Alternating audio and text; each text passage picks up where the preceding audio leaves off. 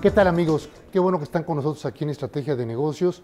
Vamos a tener muchos temas que comentar con ustedes el día de hoy, pero uno, por supuesto, central para Estrategia de Negocios es la parte económica, la parte del análisis, por dónde se está desarrollando nuestro país conforme pasan los meses. Ya estamos en marzo, es el primer trimestre prácticamente del año. ¿Cómo vamos en la economía de nuestro país? Usted y yo como mexicanos, ¿cómo vamos? No nada más la parte macro.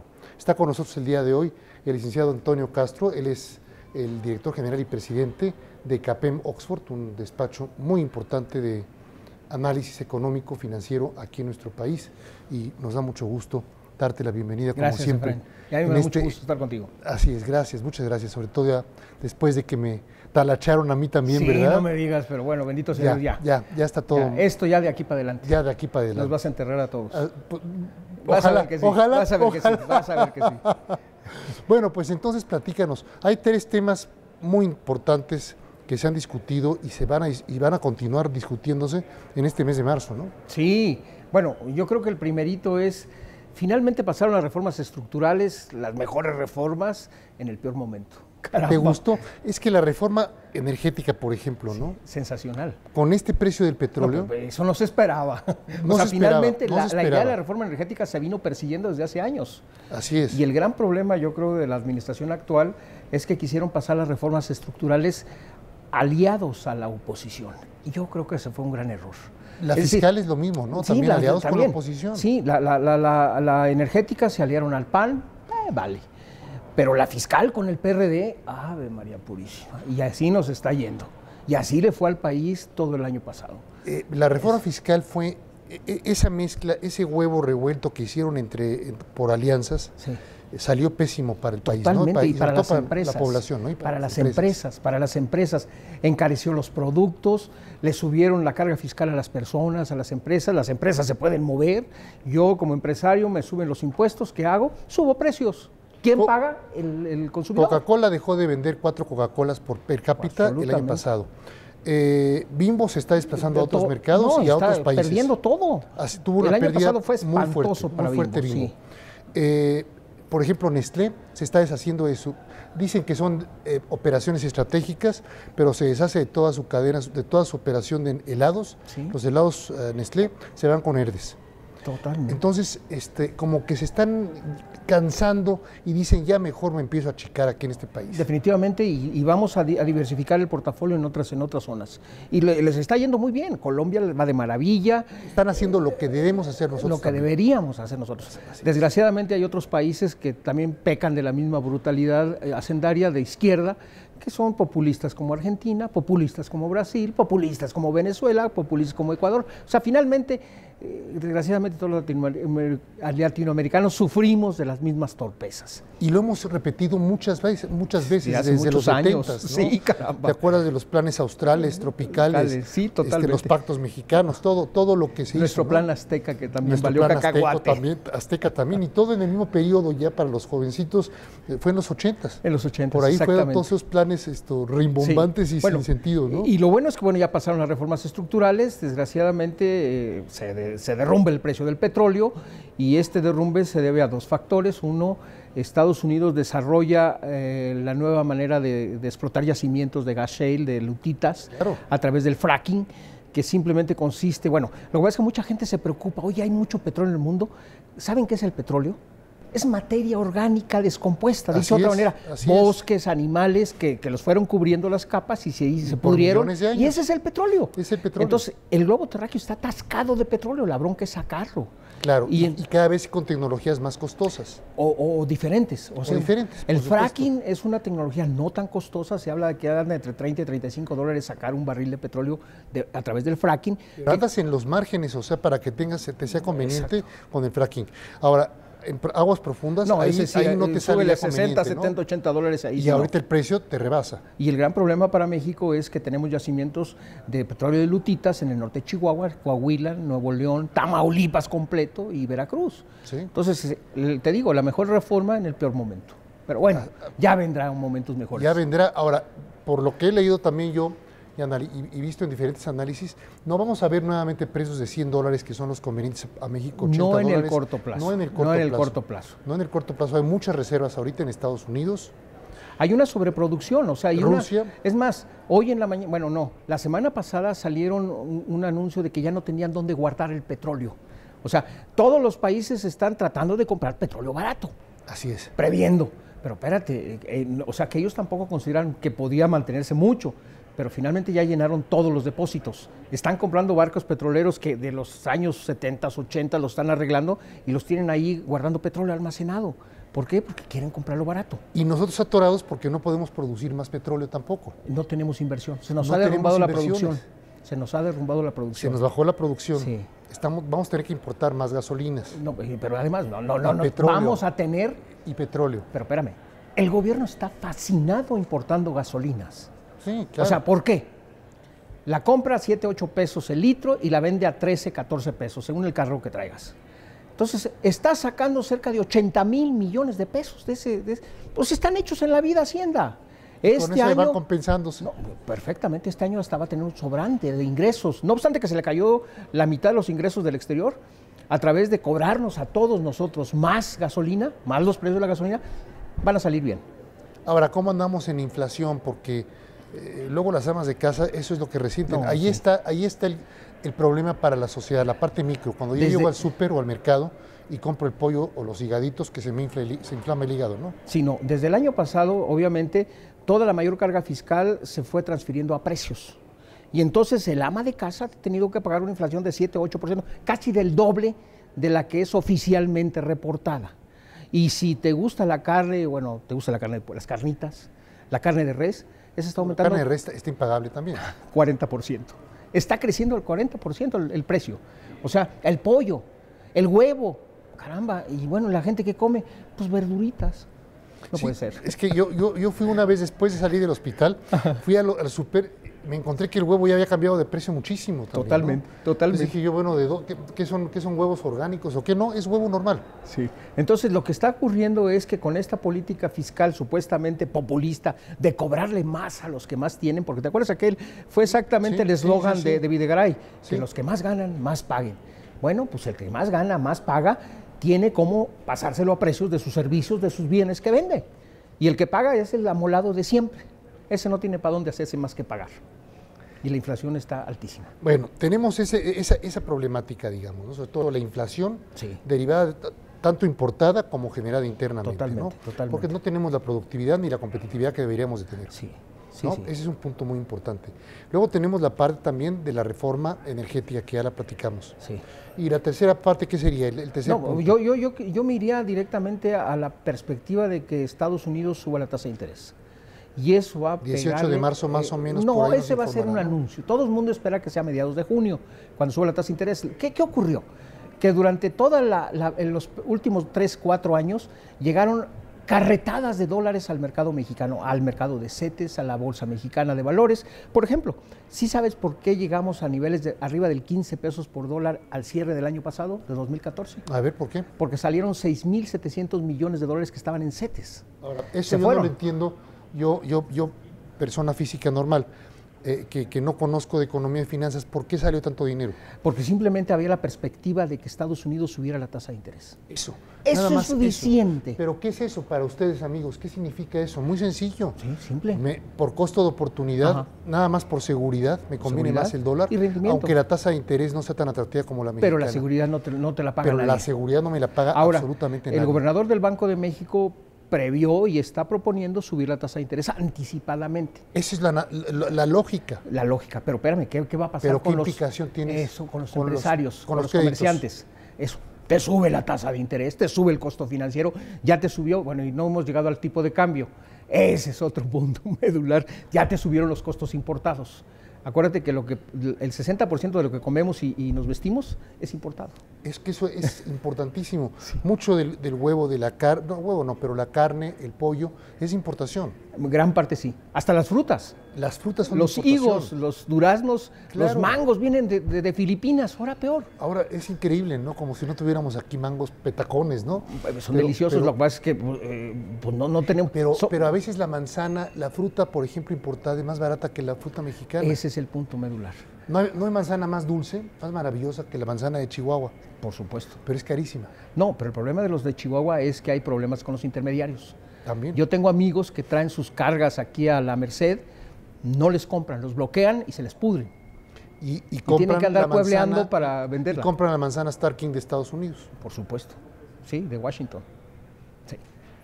Qué bruto. Es impresionante la problemática con los intermediarios.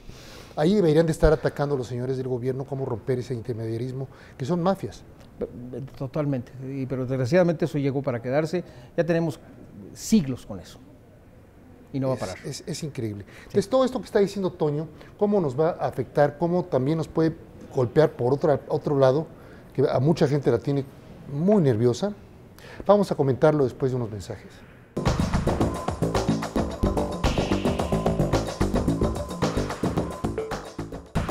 Continuamos aquí en Estrategia de Negocios con Antonio Castro, director general presidente de CAPEM Oxford. Tipo de cambio, o sea, estamos hablando de todo lo que está generando presiones inflacionarias. Claro. Y que nos está afectando a nosotros en nuestra casa, como padres de familia, como madres de familia.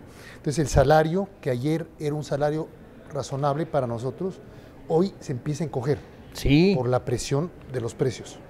Y están sacando nuevos indicadores de índices de pobreza laboral.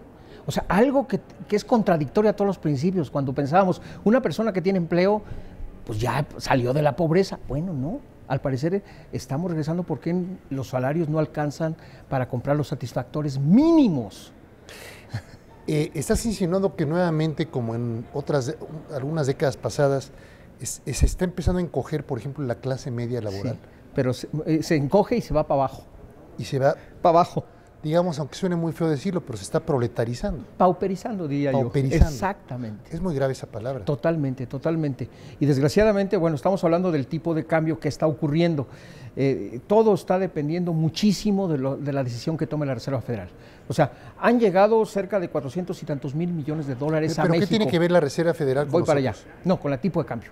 O sea, llegaron carretadas de dinero. O sea, hay que recordar que Estados Unidos, para salir de la crisis, empezó a fabricar billetes. Sí. Y obviamente en esa fabricación de billetes, al fabricar tu billete, es lo que está haciendo Europa, lo que está haciendo Reino Unido, lo que está haciendo Japón, baja el precio del billete, del dinero.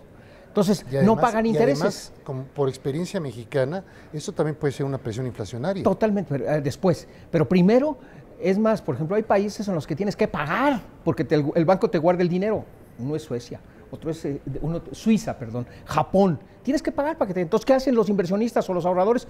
Pues lo mandan a fondos de inversión que lo traen a México a CETES, que lo traen a México a la bolsa, a Chile, a Argentina. Entonces nos inundaron de divisas, de dólares a todos los mercados financieros. Con fondos de inversión latinoamericanos. Absolutamente. Entonces, hay la perspectiva de que la Fed sube la tasa de interés. Entonces, lo primerito que hacen es, vámonos. A Estados Unidos de regreso. Y lo que te decía, a final del año pasado se fueron casi 6.300 millones de dólares que estaban en CETES. Y ahorita que suba la tasa de interés la señora Yellen, se van a seguir saliendo capitales.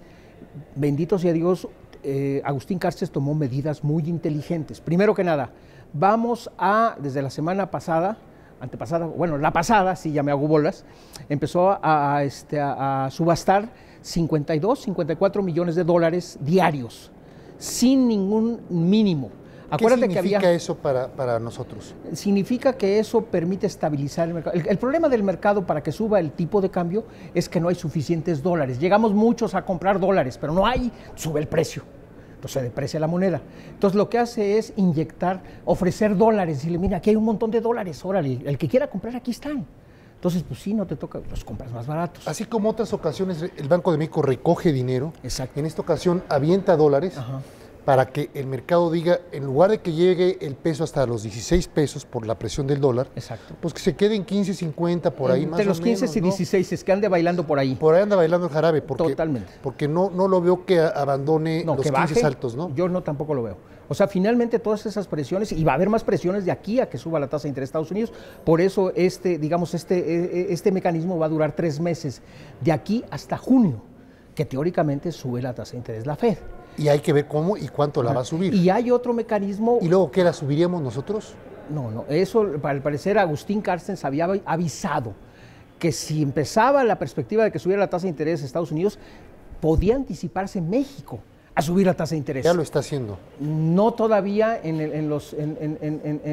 digamos, en la tasa líder, todavía no. No, en la tasa líder no. Pero yo creo que con pero este las tasas de mercado están jalando. Pero este mecanismo de ofrecer más dólares va a suavizar esas presiones a la tasa de interés.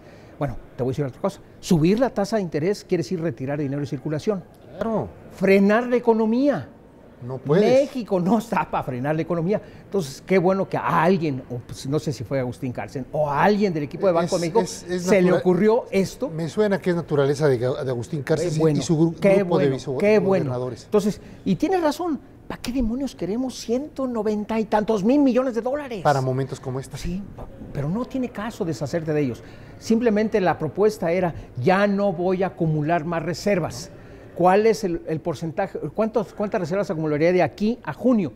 Tanto, lo divido entre los días, 90 días, y eso remato diario. Y ya se acabó. Y ya se acabó. Entonces, tranquilizo los mercados y eso tal vez le permita no tener que verse obligado a subir la tasa de interés. Ojalá, antes de que la Fed. Cuando la Fed la sube, va a tener que subirla también. Ahora, de todas maneras, si tú no subes la tasa de interés, ¿cómo estaremos de inversión financiera en México? ¿Regresa la inversión financiera con las tasas que tenga México y el diferencial con la tasa americana? Sí. ¿O se quedan en Estados Unidos? Allá voy. Aquí hay dos mercados muy importantes. Los que tenían su dinero y prefirieron llevárselo ya a Estados Unidos, regresarlo, tal vez sean muchos americanos, pero hay muchos europeos, principalmente españoles o bien rusos, que están trayendo sus divisas a un lugar... A través de fondos de inversión, por ejemplo. A través de fondos de inversión en un lugar que le dé rendimientos. Insisto, con la inyección monetaria en Europa no te pagan nada. La tasa de interés sigue siendo cero, o tienes que pagar. En Estados Unidos llegó a la mitad de un cuarto de punto. Nada, 0.012.5. Entonces, caramba, la metes a CETES, te da 3,5% y ya ganas. Es mucho para por supuesto, los mercados. Por supuesto. Entonces, eso es lo que está ocurriendo. O sea, van a seguir llegando capitales de otras áreas y tal vez se sigan retirando a Estados Unidos algunos capitales porque quieren más seguridad, porque sus corporativos quieren tener sus divisas allá. Eso es lo que te digo. Entonces, si se siguen retirando capitales por el alza en la tasa de interés de la Reserva Federal ya en junio, tendremos que hacer un ajuste en las tasas para poder volver a promover, atraer a esos capitales que vienen que del lógicamente exterior. son golondrinos, que son capitales financieros, estaban muy tranquilos en México y ahora se fueron. Yo no le llamo capitales golondrinos. Finalmente, si tú eres inversionista, es que es capital buscas frío. Dónde te paguen más. Dónde gano más y ahí Punto. te vas. Y le metes. Por ejemplo, Así el año pasado, ¿sabes cuál fue la bolsa mexicana que más ganó en todo el mundo? ¿No? La griega. Fíjate. ¿Por qué? Con todo lo controvertido que está Grecia. Sí, ¿por qué? Porque era la más barata. Sí. Y para muchos inversionistas financieros hay un principio. Cuando compras, compra barato. Cuando vendas, vende caro. Ese es su principio fundamental. Entonces, ¿dónde está lo más barato? En Grecia. Llegan todos a Grecia, la inflan, los listos se salen, los otros se quedan volando. ¿Cómo ves, cómo traes tú con CAPEM tu pronóstico tipo de cambio para cierre de año? Alrededor de entre 15 y 50, cerca de 16 pesos, rondando los 16 pesos. Para diciembre de este y año. Ahí se mantiene todo el año que viene, al menos. O sea, va a ser difícil que regrese a los niveles de 13, 14 pesos. Muy difícil. ¿Niveles de empleo? Niveles de empleo, digamos, el formal, sigue habiendo esa transferencia de informalidad a formalidad, porque hay muchos incentivos interesantes, hay generación de empleo, estamos hablando de 500 a 600 mil empleos por año, que suenan inmensos. ¿Sabes cuántos empleos se crean en la economía francesa? ¿No? 60 mil al año. En la economía japonesa, 230 mil. En Estados Unidos, casi 3 millones. Pero en México, 600 mil, dice uno, son buenísimos. Son buenísimos, pero ¿cuántos se requieren para empezar a estabilizar? ¿Sabes cuántos mercados? Jóvenes están en la escuela? Y ahí vienen para 35.7 millones están en la escuela. ¿Y cómo vas a crear los empleos para ellos? El ciclo escolar en México es de 19 años. En 19 años debemos crear 35.7 millones de empleos. Divídelo, 1.800.000 por año. O sea, casi 2 millones por año. Exactamente. Y nada más vas a crear 600,000. Pues estamos abajo nada más. O sea, estamos 2 tercios. 2 tercios. Vamos a crear una tercera parte de lo que se requiere, nada más. O sea que no está muy bonito el panorama del 2015. Y debería haber, yo creo, medidas de política industrial, de darle incentivos o promover las actividades intensivas en mano de obra, que desgraciadamente ante la modernidad económica son más caras. Pero oye, los italianos se pusieron a hacer corbatitas en las casas. Así es. Y camisitas en las casas. Así es. O sea, finalmente eso vale. y paga, y es gran valor agregado. Deberíamos empezar a incentivar actividades intensivas en mano de obra. Y no actividades intensivas en maquinaria, Sí. equipo, que es muy importante, pero aquí lo que tenemos que hacer hacia adentro es promover la mano de obra, Fíjate crearle empleo. Una anécdota, me hicieron hacer un estudio sobre Honda que se venía al Valle del Lerma. Y hicimos tramposamente una comparación cuando llegó Chrysler al Valle del Lerma. Cuando llegó Chrysler al Valle del Lerma en los 60s, traía 38 operadores por línea de producción. ¿Sabes cuántos operadores por línea de producción trae ahora? ¿No? 1. Todo robotizado. Todo robotizado. Y el maldito es japonés. O sea que no iba a dejar ni un centavo ni siquiera en las tortas de ahí de los portales. O sea que iba a comer puro sushi. Pues sí. Entonces, ¿cuál es la derrama económica de una empresa así en el Valle del Lerma? Pues nada. Pues nada, absolutamente. Todo robotizado. Así es. Sí. Entonces, eso es lo que tenemos que tener mucho cuidado y mejor ponernos a hacer corbatas y hacer camisas. No, hay actividades intensivas en mano de obra. Claro, por supuesto. Y promover la tecnología y la capacitación. O sea, los chavos tienen que agarrar. Pero es que sí, el futuro del trabajo yo creo que ya pasó. Ahora va a ser tecnología. Entonces, los triunfadores van a ser los jóvenes, las jóvenes que se preparen, que creen tecnología. El emporio que creó Steve Jobs, un chavo en un garage. Ya no administradores ni contadores, no. Sino creativos. Creativos, ¿no? O sea, lo que creó Steve Jobs en un garage, en fin, ¿no? es la empresa más de mayor valor del mundo. Creo que en toda la historia. Apple. Punto y aparte. Ahí está para ustedes, amigos. Toño, muchas gracias por haber estado No, con al nosotros contrario, aquí muchas en gracias. Estrategia de Negocios. Gracias. Y por acá nos veremos, por supuesto. Por supuesto, las veces que quieras. Gracias, Antonio Castro.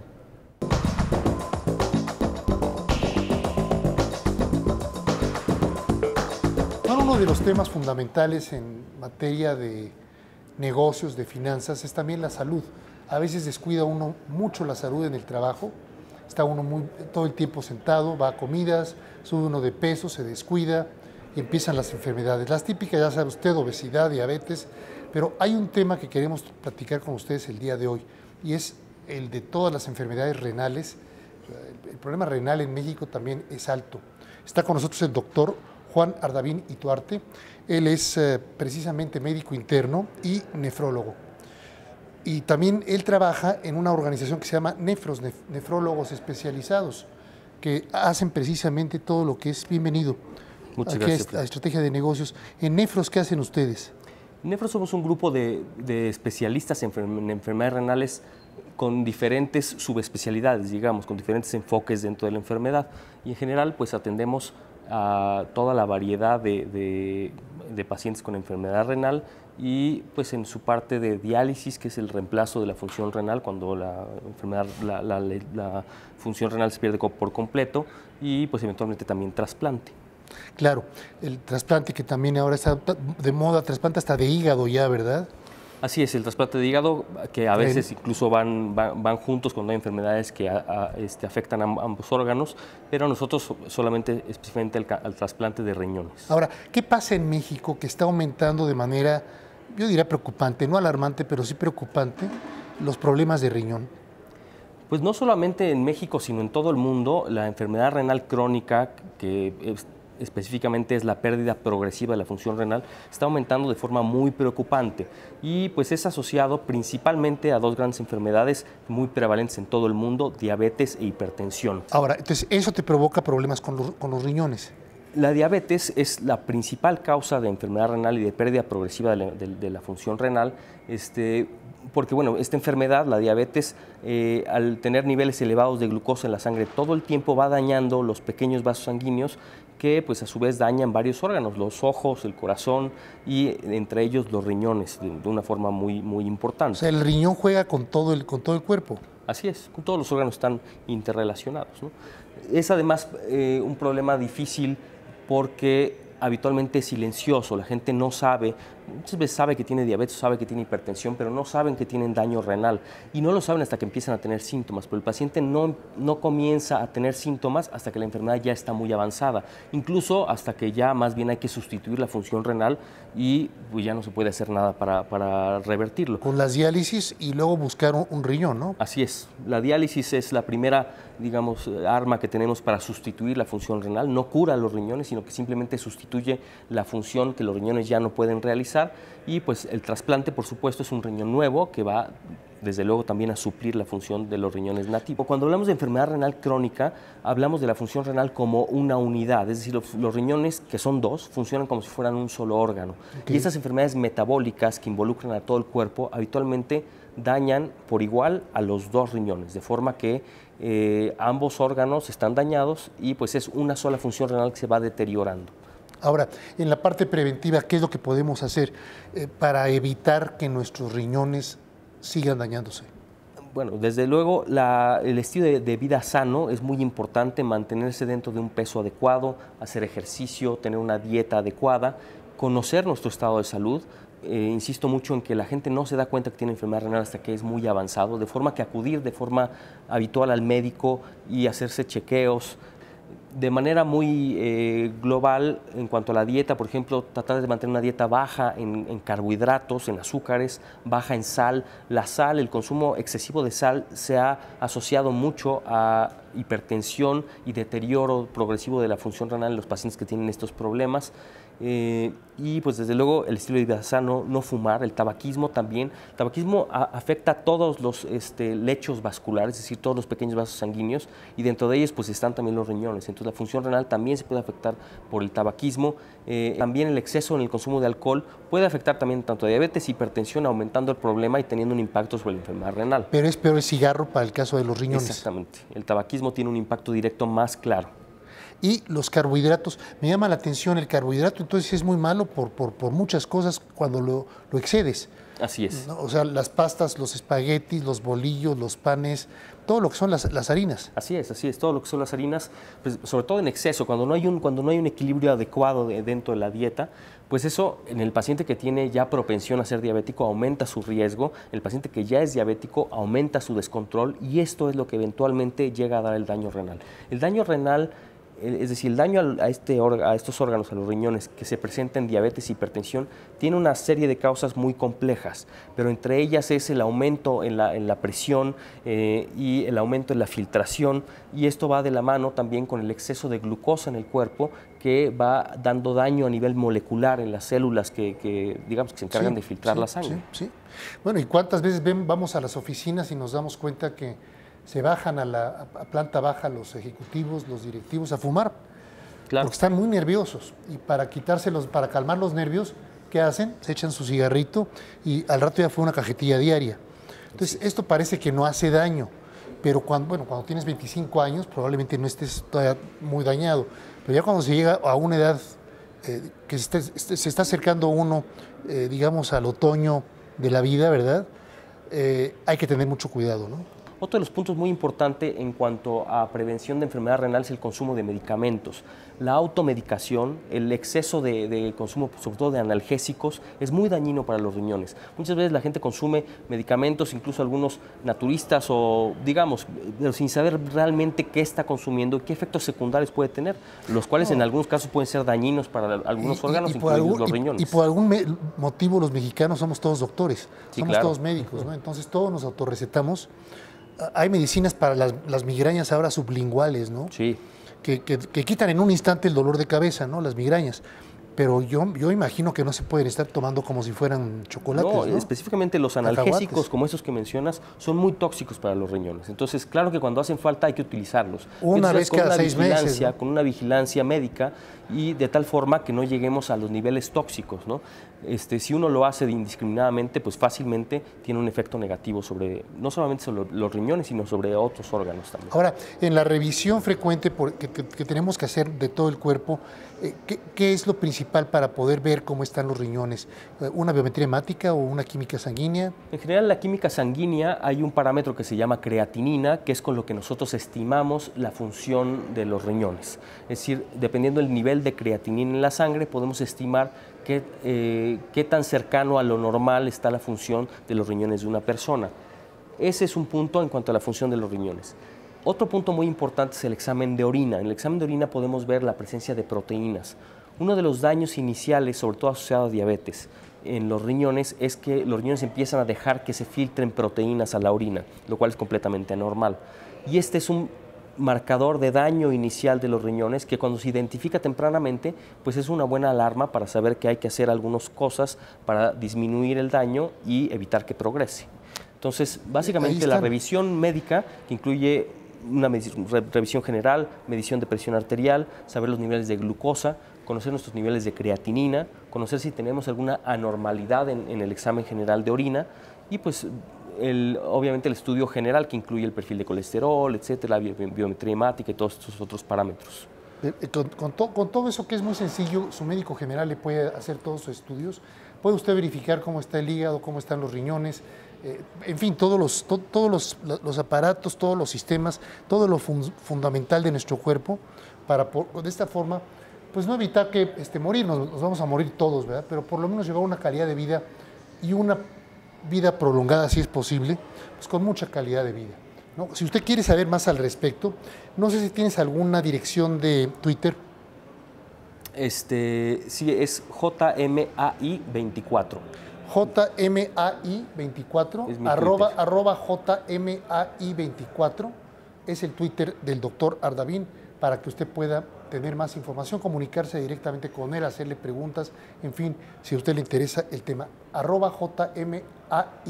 Muchas gracias al doctor Juan Ardavín Ituarte, por supuesto, especialista en medicina interna y nefrología, por haber estado con nosotros aquí en Estrategia de Negocios y platicar de esto que es tan frecuente ya también en el mundo de los negocios, de las finanzas, por la atención, por los hábitos, en fin, ¿no? Así es, claro. Pues al contrario, muchas gracias por la invitación y estoy para servirles. Gracias.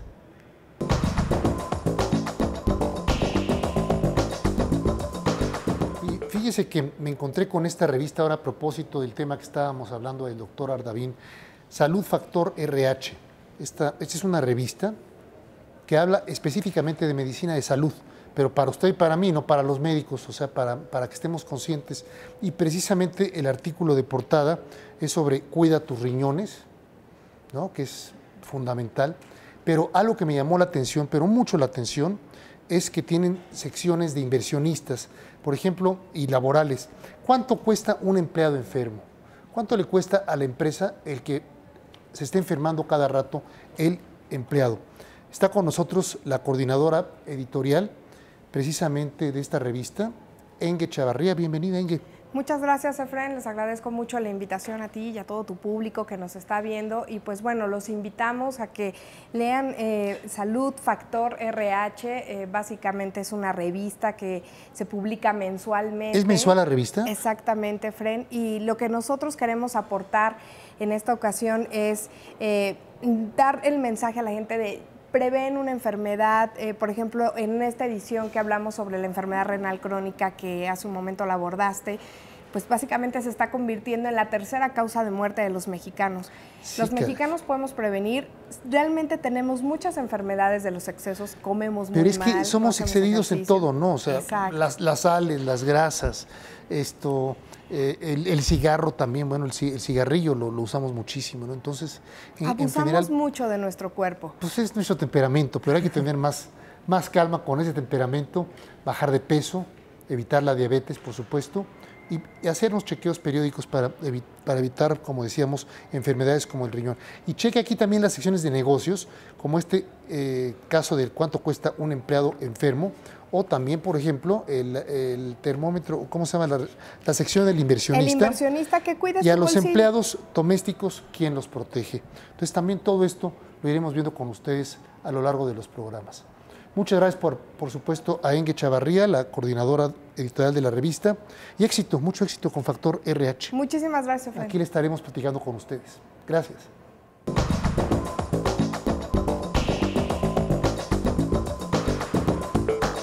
Mucho hemos escuchado que se busca por parte de la ONU, por organizaciones internacionales y multilaterales, el empoderamiento de la mujer a nivel mundial. La mujer tiene mucho y va a decir mucho más en la economía, en la cultura, en la sociedad en general, en el desarrollo de nuestra sociedad en los próximos años. Nos encontramos con una organización que francamente me llamó la atención, Organización Cultural Mujeres de Fuego. Me llamó la atención además el nombre, porque el nombre pues, tiene mucho que ver con el hombre de fuego, ¿no? También, ¿no? Que pueden encontrar ustedes en Guadalajara y que es bellísimo. Pero está con nosotros aquí en el programa América Moresky. Ella es productora y directora general de Organización Cultural Mujeres de Fuego. Bienvenida al programa. Muchas gracias. Platícanos cómo a través de la cultura y ustedes hacen todo, hacen guiones, hacen obras de teatro, hacen comedias, son itinerantes, en fin, viajan por todo el país. ¿Cómo pueden ustedes poco a poco influenciar en ese empoderamiento de la mujer? Bueno, porque ustedes hacen de todo, ¿verdad? Así es. De hecho, fue una organización que surgió como un grupo de artistas que pretendían ir en busca del público perdido, nosotros le llamamos. ¿Por qué público perdido? Porque no hay público para el arte. Hay que buscar al público. Las programaciones culturales se hacen del 8 al 15% de la gente que normalmente asiste a los teatros. Las últimas encuestas, por ejemplo, de Conaculta, nos demuestran que el 60% de la población nunca en su vida ha asistido a un espectáculo de danza, a un espectáculo de teatro o a un concierto de música. 60%. 60% de la población.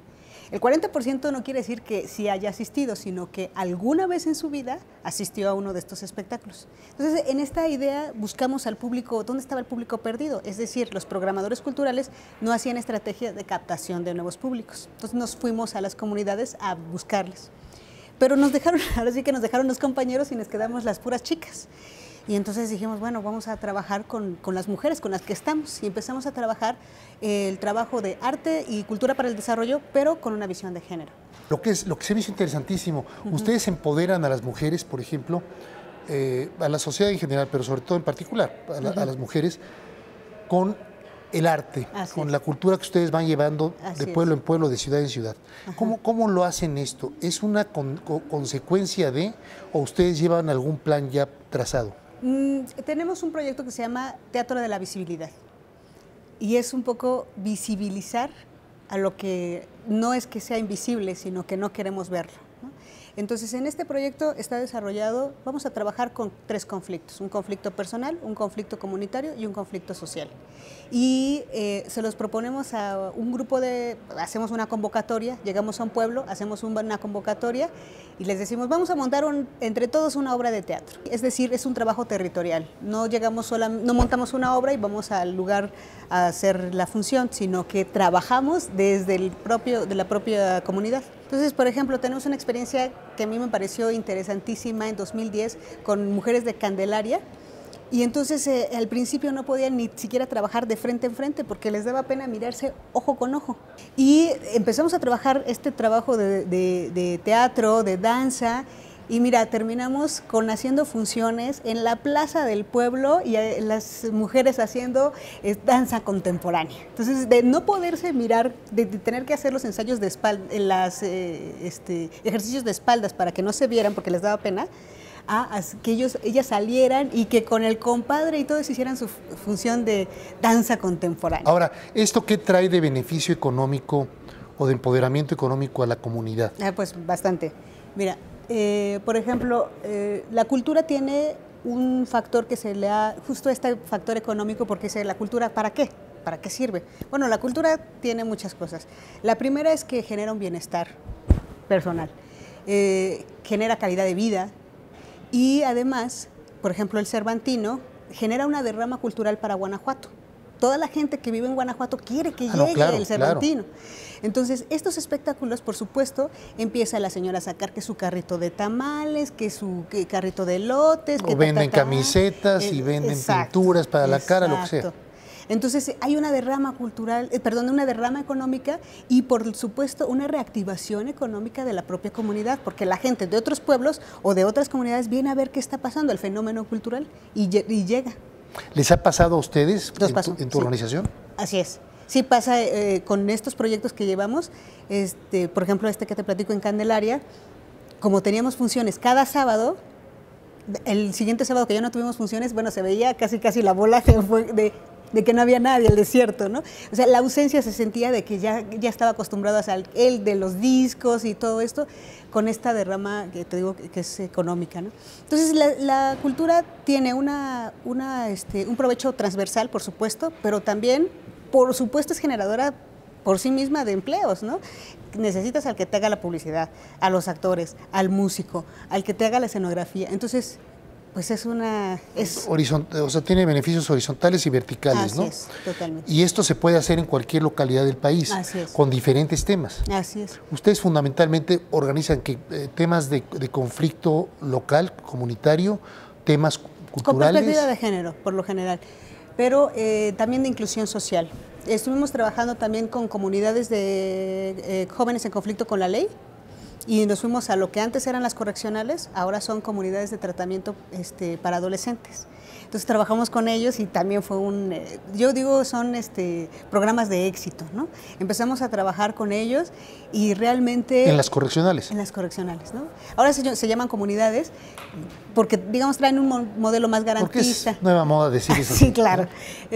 Pero es un gran trabajo que empezamos a ver y que además es reactivo, ¿no? Reacciona muy bien el teatro, es muy agradable, ya no es tan una terapia psicológica, sino el teatro en sí mismo es colectivo.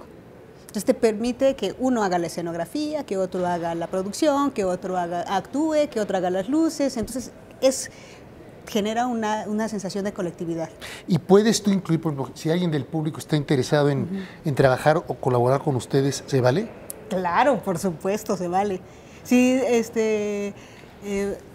la idea es que se contacten con nosotros. Tenemos página en Facebook, tenemos Twitter. ¿Cuál es tu Twitter?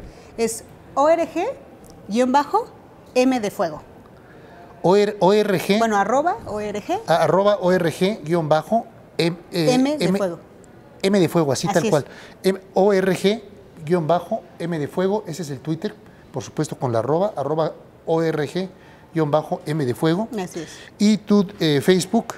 Y el Facebook es No lo tengo aquí. Es Organización Cultural Mujeres de Fuego, lo pueden encontrar y bueno, vean todas nuestras actividades. Este año estamos cumpliendo 15 años de trabajo. Dicen, se dice fácil. No se dice fácil. No fueron fáciles 15 años. Es mucho caminar, ¿no? Mucho caminar. Y vamos a realizar una serie de actividades. Entonces, si quieren estar enterados de todas estas actividades, tenemos semanas culturales en donde toda esta semana hacemos intervenciones en el metro, intervenciones en varios puntos de la ciudad, en espacios no tradicionales de representación artística. Pues ahí lo tienen ustedes. Por Google pueden ustedes simplemente poner Organización Mujeres de Fuego y ahí le van a aparecer seguramente los datos y pues a colaborar también si le interesa a usted para esta actividad social, económica, por supuesto inclusiva, o sea, que incluye, es muy importante incluir al género, ¿verdad? Y que por supuesto empodera a la comunidad y a la sociedad.